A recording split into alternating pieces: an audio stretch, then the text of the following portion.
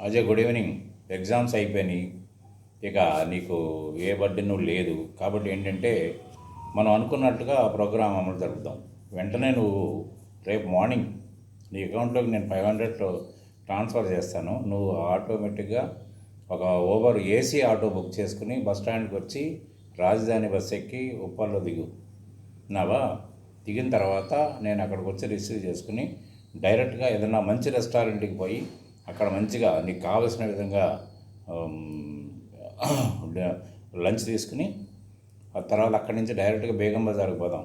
బేగం బజార్ పోయి నీకు battery operated నీకు ఎటువంటి వెహికల్ కావాలంటే ఆ వెహికల్, జీపా, కారా, ఏదైనా కూడా, అది కూడా ఏసీ బ్యాటరీ ఆపరేటెడ్ వెహికల్ కొనుక్కొని హైదరాబాద్ అంతా తిరిగి మళ్ళీ మనిద్దరం కలిపి హన్మకొండ పోదాం.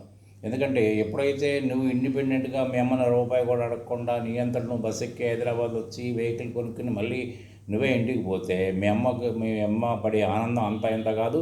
ఇక మీ అమ్మమ్మ కూడా బాగా ఇక సెటిల్ అయిపోతుంది. ఇంకా నాకు ఏం అక్కర్లేదు, హ్యాపీగా అది ఏ పని చేసుకోగలుగుతుంది, ఇంకా నాకు ఇంకా రందే ఉండదు అనుకున్నాను. కాబట్టి ఏంటంటే నువ్వు వచ్చాయి. నీకు తర్వాత ఏంటంటే నువ్వు ఒక్కదానివే ఫీల్ అయితే నిహారికక్కని తర్వాత హరిసద్ అక్కని కూడా తీసుకెళ్దాం. ముగ్గురు మంచిగా ఎంజాయ్ చేద్దాం.